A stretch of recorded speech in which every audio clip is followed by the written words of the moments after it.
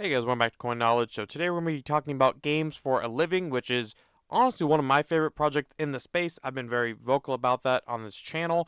So we're going to be taking a look at it today and we're going to address some questions I get on whenever I bring up games for a living as one of my favorite projects still in the crypto gaming space. I get a lot of questions or eyebrows raised when I bring that up. So if you guys are a fan of crypto gaming and kind of updates and videos like this that we put out here, consider subscribing to the channel and liking the videos. Your support means everything. So if we look here at games for a living, first of all, we will do a more deeper dive into the tokenomics, the unlocks, and where the token stands right now, and where I can potentially see this token going towards the top of this bull market. But first, we'll do a quick synopsis in case it's your first time hearing of games for a living. What it is that it is a studio play, and in Web3 and crypto gaming, they have a top-notch team. Obviously, that's something that really gets brought up all the time with games for a living here. They have, if you look at their white paper here, we can see here that everyone always talks about one name, part of their team here, which is Trip Hawkins, which is the founder and former CEO of both Electronic Arts and Digital Chocolate. Obviously, everyone knows what Electronic Arts is, and I believe Digital Chocolate was kind of a really big player in the mobile space as well. But that's not really the only big guy on their team. I mean, Manuel Short also is the first vice president at Blizzard, which Activision Blizzard, another big titan in the traditional Web2 gaming space. So again, it's not just one guy which is strong on their team. The whole team is solid, which I always bring back. I get questions. First question I get is, if you take Trip Hawkins away, is it still a good project? Well, yeah. I mean, the rest of the team is solid, and they do deliver. I mean, I don't think there's any doubt about that. We'll take a look at the first flagship game here that they have put out is Elemental Raiders. And again, if you're here more for like a tokenomics deep dive, we're getting there towards the end of the video, so stick around. And of course, as always, let me know in the comments below what you guys think of games for a living. If there's other questions or concerns you want to raise, let me know. Let's have a conversation about it. I'll see if I can get some information to help you out there to answer any unanswered questions. But Elemental Raiders, they did get I think they got some kind of game of the year in some category at the Gamers Award in crypto over Web3 gaming in December of 2023. So it is a well-played game. It looks very quality. If we look here at the gameplay, you can obviously see right there. It's a hero battler. Let me see if I can slightly turn that up so we can see some of the gameplay here. It looks very, very quality. And this game, also looking at the roadmap, which we've made so many videos on games for living in the past. You can find them on this channel. This is actually their, again, first main flagship game that they're actually hoping to be porting over to mobile, PC. It's already on. You can already play it on some of those devices. But as a whole, mobile, PC, Xbox, PlayStation. So this game, they are wanting it to hit consoles by the end of 2024, which could be huge. And given the team's track record, I don't think that's really outlandish to say. I can 100% see this game with who the team is. I can 100% see it hitting console by the end of this year. And again, that would be huge. I'm going to pause that, but that would be certainly huge. So again, it's an auto battler. If that's kind of your game, then this game's going to be for you. If not, try it out before you write it off. I say that about so many games we cover in the space here. So again, this is where you can currently get your hands on it. So obviously, it's on PC. It looks like you can play it on App Store, Galaxy Store. I think it's just, the Google Play Store, Steam, Elixir. So on a couple different launchers there. It tells you what you need as far as a game goes, or a processor and everything goes there as well. A couple good partnerships at the bottom. A couple of names in the space that we know that we've talked about.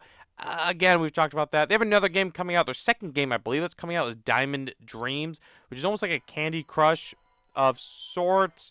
I didn't think it was going to be that loud, but you can get the trailer is pretty much quick snippet, but you can kind of see that's kind of the graphics of it. So it's going to take the traditional like Candy Crush or other similar games and introduce, again, like NFT technology into it as well. So this game is not currently out, but it is coming out as their second game. And then they are going to be releasing a new title. They have two other titles as well. If you go back to their homepage here, so they have Elemental Raiders, Jump Pump, Soccer Legends, which I believe is playable right now. I want to say you can get on the Google Play Store. And then they have more titles coming in the future they put on the roadmap that are unknown at this time. So it would not surprise me if we see a shooter coming out of GFAL as far as genres go for upcoming games. I think that'd be very bullish for the ecosystem as a whole. If we look here, again, they put out a 2024 trailer also, which kind of goes over what they're up to as well. So again, we see Elemental Raiders is on mobile. We see Diamond Dreams is making some work there as well. They're going to events. People are seeing this game. Looks like an e-league or esports game event as well. So very bullish there. It kind of goes over the team. That's our Soccer Legends as well, which again is playable. Jump Pump.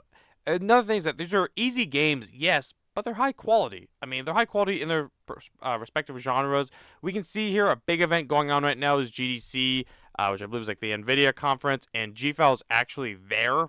Looks like, one of their team members is there representing GFAL, so good to see. A lot of people are at that event, so, it's just more awareness. One thing I see a lot of flack on about GFAL is that, hey, they're not really doing a whole lot of marketing, but at the same time, you have to remember, we're not even at the halving yet. Yeah, if they are waiting to market after the halving, I'm good with that. I would rather they market after the halving. It doesn't make a whole lot of sense. Retail is not here. They're going to wait. This team knows what they're doing. They've marketed other games. They know. They have a successful product already out right now, so I'm not that worried about it.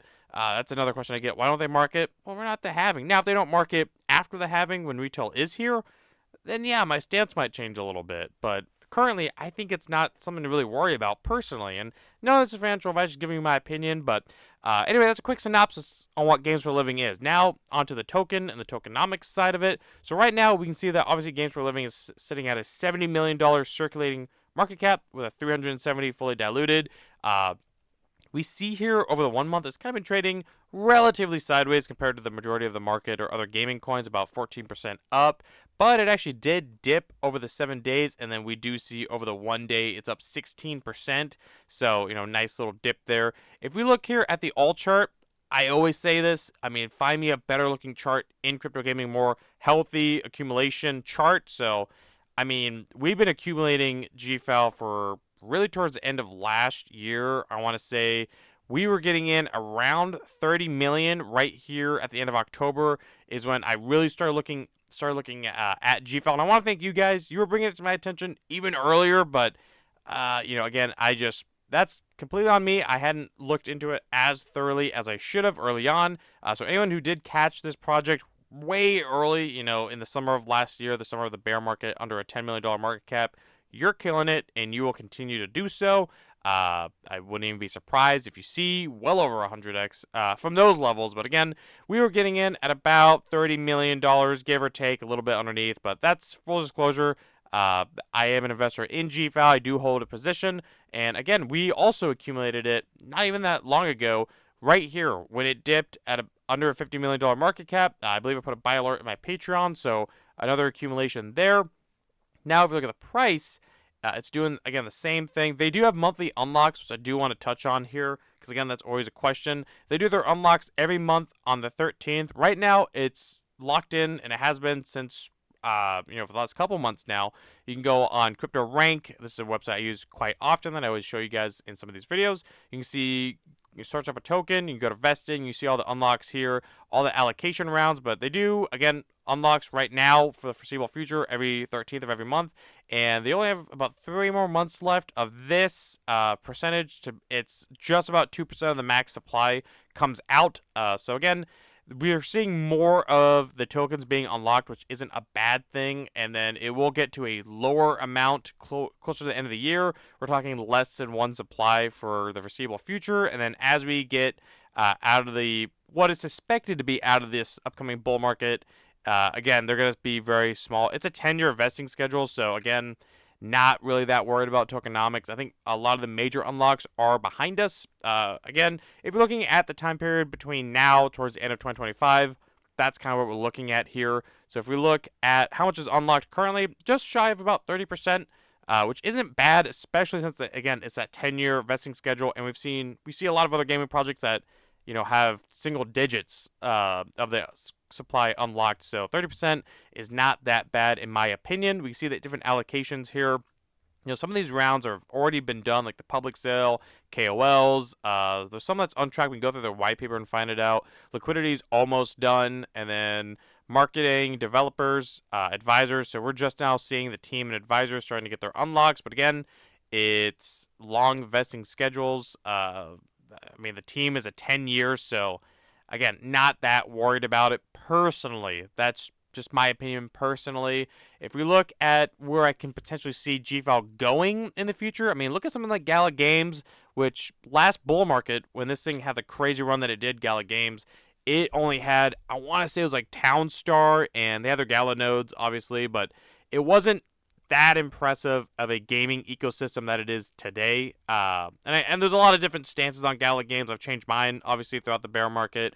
But again, that's for another video. But just to compare what happened last bull market, because really that's all we can do. We can compare it to what happened to the past to what might happen this time. But nobody ever knows. Again, not financial advice, but look at Gala Games. Well, even now, if GFAL had the market cap, I'm not saying this is going to happen, but if it did, we'll look at a few projects here. If Gala Games had the market cap of Gala right now, I mean, we're looking at around a 36x roughly. So, I mean, if we go to all-time highs, a 92x if GFAL can get, and I don't believe this is with token dilution, so keep that in mind with market cap of, still 92x. Let's go even over to be super conservative, like a 70x if it hits Gala's all-time highs, which I think is conservative there given the unlocks. But I don't think it's crazy with if they get over to console, some of their IPs over to console. They have more games announcing. They actually do start pushing marketing. The team's top notch. Their products looked good.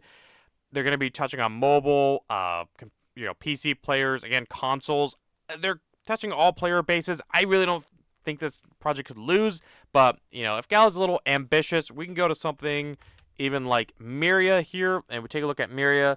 It's still about a 3x underneath Myria's circulating market cap. If we go to all-time high, I think it's pretty much not that much further, but Myria. But if we look at something else, and I don't want to compare it to, I mean, I can show you guys just to compare to what Axie Infinity did last bull market, but I don't think that's really a fair comparison. But yeah, if we got to the market cap of one single game about 2D blobs, it would be, you see on screen how many X's it would be. But again, I know somebody out there probably wanted to see that, but I don't think it's a fair comparison. But let's go, Vulcan Forge, one of my favorite projects. They were around last bull market. Again, there's still 3x underneath Vulcan Forge, and there's still a 14x under Vulcan Forge last bull market. And Vulcan Forge obviously didn't have the ecosystem that it had, that it has today. So, this is just showing you guys that I think GFAL is undervalued, especially when we compare it to where they're at today versus projects where they were at last bull market with their evaluations from the last bull market. I think GFAL has the potential to, in my opinion, get into the billions of dollars of circulating market cap, which again would put their fully diluted much higher. But I'm very bullish on GFAL. That's my current opinion. Let me know in the comments below. For anyone who's been asking me, am I still bullish on them? I am. And again, when I do bring it up in some of my longer form videos you guys watch, I get some questions on, why I'm still hanging around with GFAL, but those are some of my reasons. I'm here for the long term with GFAL in most of my portfolio. I'm not so much of a short term trader, and I always say this, if you have a long term stance, don't marry your bags. Don't try to sell the top. Always take profits, but also be in it for the long term. These dips happen. We're nowhere near the end of this bull market, in my opinion, but again, anything can happen. So that's why you always take profits. Have that peace of mind. Don't be up at night being stressed, but I digress. But let me know in the comments below, guys. Where do you think GFAL is going this bull market? Is it a project that is in your portfolio? Is it not? And let me know the reasons of which way of the fence that GFAL, stands on for you guys. So otherwise, if you guys can like the video, comment, subscribe, hit the notification bell, and share the video. I'll catch you guys in the next one. All right. See you guys.